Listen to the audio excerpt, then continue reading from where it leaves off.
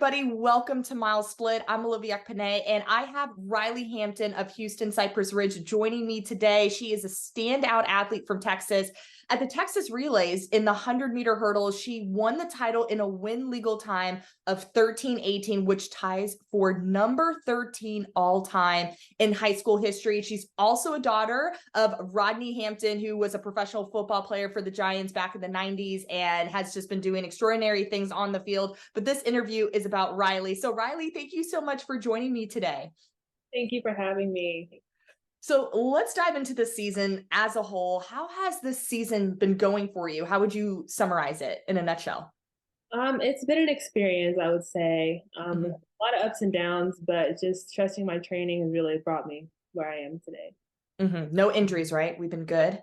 Yeah. Okay, good. So just some downs with, just the typical things here and there. How do you feel about training? How's training been over the last few weeks for you? It's been very light, just tweaking little things because we know what I can do now. So just light and just little tweaks.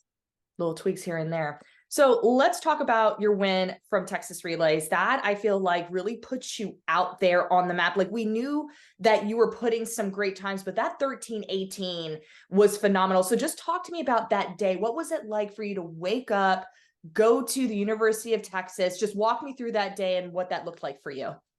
From the prelims day, I would say I was sore coming into the finals day, so I was like, "Oh goodness." But the warm up was smooth. The warm up area wasn't packed at all. Good weather. It was just nice having the pros around and just like seeing everyone warming up. It was like really cool. And then going out on the track, just being in my zone. And a false start, I was like, oh gosh, trying to like reset and focus, but the race went well and came up with a new PR. All right. So talk to me about the finals. What were some of the thought? I know you say you were sore, but what were some of the thoughts that you were thinking going into that final? Like when you were getting into your blocks and getting set, just what were some of those things you were telling yourself? Some things I was telling myself was just to focus on my lane, focus on what I need to work on, and just don't change anything from yesterday because if I know I have a good field with me, I'm automatically going to run faster. You had a loaded field too, by the way. That was extraordinary. So 13:18 was on the clock. Just what were we have an amazing photo of like your reaction, just like you clapping your hands with excitement. But what was just kind of the thoughts you had in your mind when you saw 13:18 and it was a win legal mark as well?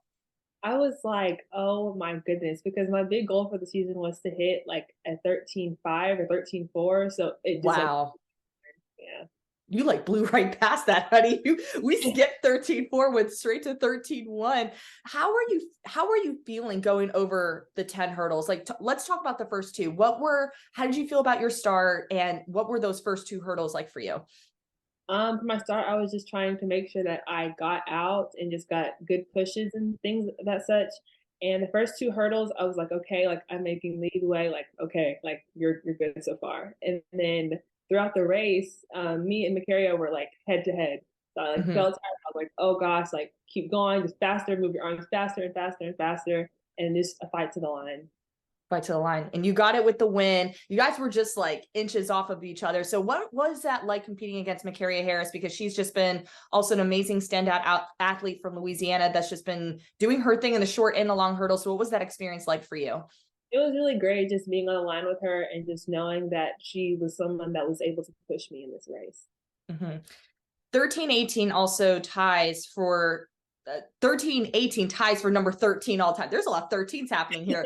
So, what does that mean to you? Just to be like, hey, you are resetting the all-time high school record list and your name is within the top 15 in high school history. What does that mean to you? It's really just an honor and just to know that my hard work is paying off and all the hours and all of the studying and all the film is just really meaning something. hmm Now, I was looking at your mile split profile and last year, and I know you've had some times that like had no win indication, but for the purposes of like the times that counted that were win legal, like last year you went 14:43 into a negative 4.4. So how do we get from a 14:43 win legal mark into a negative 4.4 win to the time that you ran at Texas Relays? How did you shave like nearly a second off?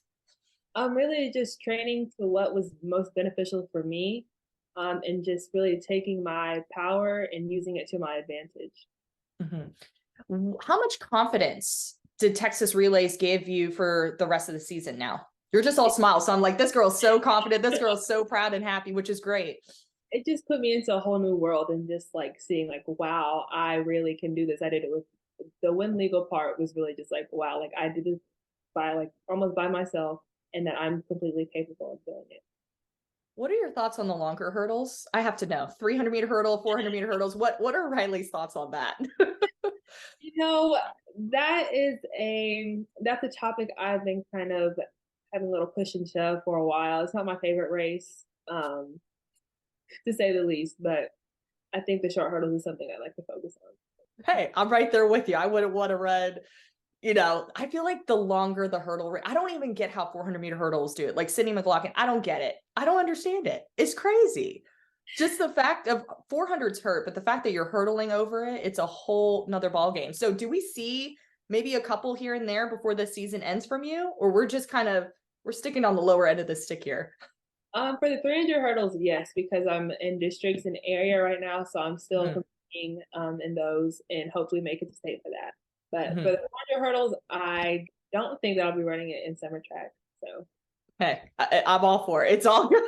It's a tough race. It's a tough race. So I applaud anybody that runs the 300 hurdles, 400 hurdles as well. So I want to just it's not a simple question, but like after you ran that performance, like, did you feel like you have a target on your back now just moving forward? Like, do you feel like you're getting added pressure of like having to improve on that 13-18? I know you just said you're going through the steps to get to the state meet, which we'll talk about in a little bit, but do you feel like any other sense of pressure to like have to drop that time even more or have to like show up now and be undefeated for the rest of the season? Like, what are kind of the thoughts that you're having right now after that?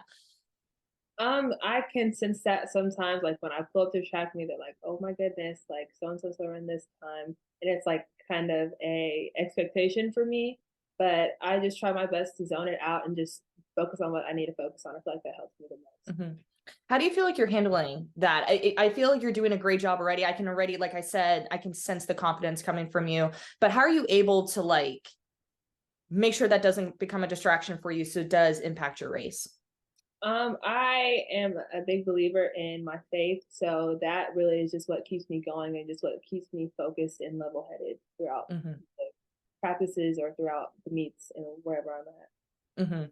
Now, as I talked about, you're going through the stages to get to states, and I feel like the Texas State meet is like the hardest meet of all time because it's like, for everyone that doesn't know, like Texas is one and done. Like the prelims are what you're going through right now, like the districts and the areas and the things like that. But when you go to states, it's a time final. Top 8 girls are lined up there. And last year you had a chance to compete at the UIL Outdoor Track and Field State Championships for the first time individually. And you also finished 3rd in the 100-meter hurdles, and you were 5th in that 300-meter hurdle race as well. So what did that experience teach you about yourself? It also really taught me that I was a competitor and that, again, if I'm in a loaded field, that the times are just kind of automatically going to hit. All right. So now as you're kind of wrapping up your junior season, what are you focusing on for the remainder of the year? Mostly just to have fun and just stay consistent, really. That's my biggest focus. Anything technical? I feel hurdles are like so technical. Is there anything specific that you're focusing on when it comes to your race? Just to keep my start the way it is. That's the part where I have an advantage at because of the power that I have. So that and just to stay in control in the hurdles. Not to get I know you keep mentioning power. I have all this power. I have all this power. How did you get that? Like talk about like the off season, how you've been gaining so much of that power and that strength that you just have within you. This year, like this past off season, I've just started to lift and to get in the weight room. So it's really helped me a lot this season.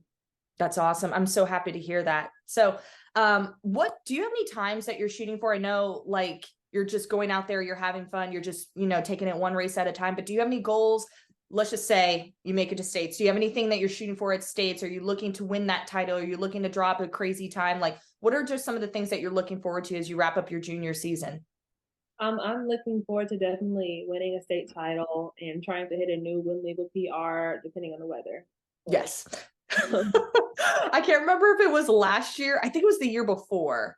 I think it was your 8th grade year where they were like, it was like plus 6.0 winds. It was just like, That was my freshman year. Oh my God. freshman year, oh my goodness. I was like, there's a tornado happening here at UT. Like, it is just insane.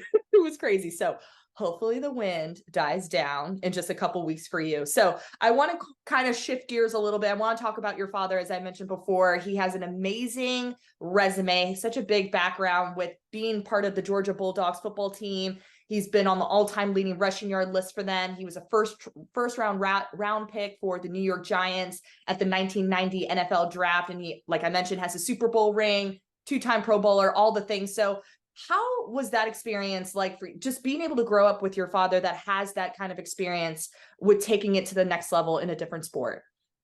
I'm very thankful for him because he's not a very pushy dad. He's just kind of the dad. It's like, have fun, listen to your coaches, do what you need to do, stay healthy, and so on. But having him be like a role model in my life to see like the success that he's gotten and what it took to get him there and just the mentorship is just really important and it's really great to have. Is that something that you two bond over? Like, do you two watch football together? I want to know what that's like. Actually, do not even really understand football. Gotcha. But Yeah. do you two kind of watch it together or Uh, no? no. No, that's okay. But does he still watch football? Like, has he been keeping up all the time? So I'm assuming he's just a strong New York Giants fan then, huh? Yeah. That's awesome. That's awesome. So what would you say is the biggest lesson that your father has just taught you when it comes to sports and just really taking it to the next level and just staying healthy, just kind of the all around things because he's done it before? He has three things that he says. He says, believe, work smart, and be disciplined. And that's just things that I check out through my day just to make sure to believe in myself and to work smart, not necessarily work harder, and just to be disciplined. Mm-hmm. Do you have any other siblings or is it just you? I have two other siblings. Yeah. Okay. Are they also in track as well or no? They're older than me, but they were Oh, they're in, older. yeah, sports when they were in high school. Yeah. Oh, gotcha. So what was that? You have an athletic family then. What was that like for you growing up? I would always go to my brother's basketball games and stuff, but like I would never pay attention or anything. Just another Saturday. You were just there supporting, Yeah. being a great sister. That's awesome. Well, Rylee, it is so good to meet you. Thank you so much for your time today and just kind of breaking down like what it meant to have such a phenomenal year already. And we're looking forward to seeing what you do at the state championships coming up in May at UT. We're going to be cheering you on and wishing you all the best as you wrap up your junior season. Thank you so much.